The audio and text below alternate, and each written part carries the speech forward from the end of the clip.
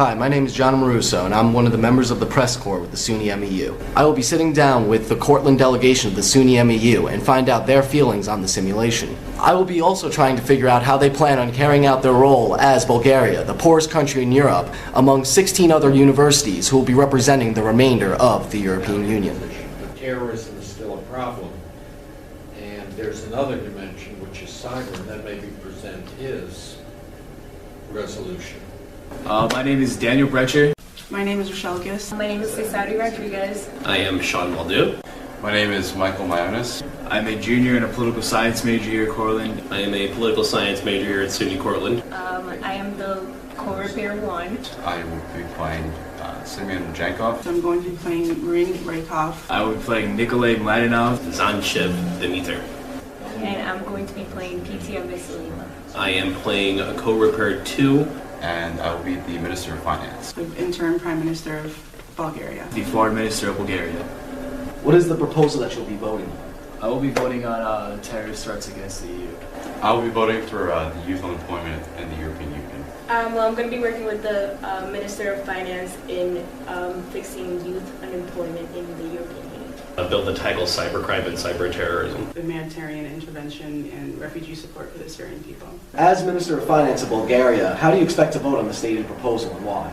I'll be voting yes for the youth unemployment in the European Union due to the large rate of unemployment in many of the European countries. I believe that this is an important resolution to pass. As co-repair 2 of Bulgaria, how do you expect the other countries involved in this conference to vote on the stated proposal? Well, cybercrime isn't really just a European issue, it's a global issue, and a very serious one at that. There are constant outside threats coming from external nations and external groups that threaten to attack our infrastructure and our economy. But it is a very important issue inside the European Union, and I think that many countries will share the same viewpoint that I will. I expect a majority, if not a qualified majority, of other member states to support the humanitarian intervention and are going to be willing to provide more support to the refugees from the Syrian crisis. As Foreign Minister of Bulgaria, how do you expect to vote on the stated proposal and why? Bulgaria is for voting for taking actions against terrorism, diplomatic measures. However, when it comes to exacts, such as targeting groups like Hezbollah, Hamas, the Middle Eastern terrorist groups, Bulgaria would take a step back from that. Making threats or taking actions against certain groups that could potentially harm us is just something we don't want to do right now. Do you see any challenges getting votes on your side for this particular issue? I don't believe so. I think that this is an issue that not only will benefit Bulgaria, but other nations that are in great economic despair, such as Greece, Spain, and some other countries that have problems with youth unemployment. Do you think you'll be able to bring back to your constituents at home a resolution that'll satisfy them amid social unrest and economic uncertainty? Well, hopefully we will, because Bulgaria is one of the poorest countries in the European Union, and there's a lot of unemployed youth, and there is a future of our country, and if they don't find a job, then our country is going to go down the drain. Do you see any challenges getting votes on your side for this particular issue? Terrorism is a threat that's very real in these days. I think if you look at, especially with our country in Bulgaria, you have the bus bombings, which happened in July. You have the guy who just got arrested in Cyprus who wanted to come into Bulgaria to spy on Israelis, and it's something that's growing. So I don't think it'll be very hard to get votes. Do you see any challenges getting votes on your side for this particular issue? Yes, when you tackle the issue of cybercrime, there are concerns that people will be sacrificing some like freedoms for security. I think that eventually they'll come around to it and they'll realize how important these sanctions are to cybersecurity. Do you think you and your government will be able to bring back to your constituents at home a resolution that will satisfy them amid social unrest and economic uncertainty? I do believe so. And I'm going to ask you to break character here, but as a student, what do you expect to achieve in this conference? I just want a new learning experience. To become a better public speaker. To broaden my horizons a bit. Better debating skills. I'm a veteran, so I know what to expect, but I think that my public speaking skills are going to be more developed. I think it's a really, really unique thing that the students can do here. I mean, I've never done anything like this before. Along with working with others to better improve myself. I just want to come out of this knowing that maybe I'm a better speaker, I'm a better thinker, that I don't know, I could just deal with people like a way that perhaps I didn't know how to do before. Is there anything you would like to make known for people who are doing this conference for the first time?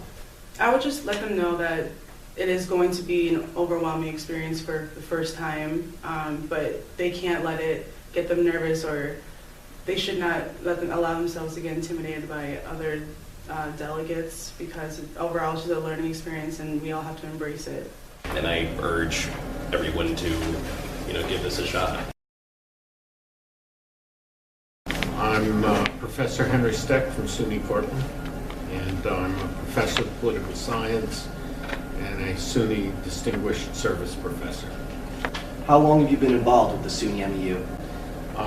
SUNY Cortland was one of the founding colleges, and I think that was either 1988 or 1989, so it's been coming up on 25 years. How does the SUNY MEU work? Can you just give us a brief overview? It works like a lot of simulations, with this exception. The European Union is without questions one of the most complicated governmental or political structures that has sprung from the mind of man. So the way it works is the European Union has 27 countries. Each college is assigned a role or takes a role of a country. If they have a good many students, they may do 2 or 3 countries. And we're playing Bulgaria this year. We are representing, or we're simulating, the behavior of the European Council, that's the heads of government, and of the Council of Ministers for Foreign Ministers and Ministers of Economics. And each of my students has a role assigned, we call it alter ego, which corresponds to a real world figure. For example, if we were doing Great Britain, the student would be assigned to be, for example, David Cameron, the Foreign Secretary, or for Germany, Angela Merkel, the Chancellor, the Prime Minister of Germany. Why did your class choose to represent the country of Bulgaria? Well, that's a really interesting question, because I have an interest in Central and Eastern Europe and the Balkans, and I sort of asked for Bulgaria. Last year we had time. There was less time this year because we're meeting in mid-semester, but last year the students chose, and last year they chose the Netherlands, even though I would have preferred Central European. But one of the traditions of SUNY MEU and its predecessors is that students are given a significant role in determining how it works. Is there anything specific you want your students to get out of this whole experience? I think what I would like them really to do is to get to know some of the European students.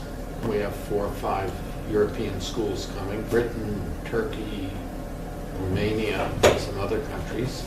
I would like them to make friends with them. I would like them to get a sense of the European Union, to enlarge their sense of the importance of Europe in the world, and to, maybe give some thought when it's over.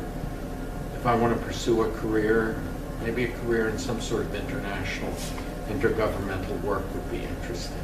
Are you confident that your students will be up to the task? I'm always confident that Cortland students are up to the task. Is there anything else you'd like to add? I think SUNY MEU is really worthwhile. It has its roots in the State University of New York. SUNY was the first school in the United States to simulate the EU. And of course, in these hard budgetary times, we're hoping that our college and our university can support students. Next year, we'll be going to Europe, so we alternate years. Last year, as you know, we were in Exeter, and next year, I'm not sure where we'll be, maybe Brussels. Well, thank you very much for sitting down with me. It's my pleasure.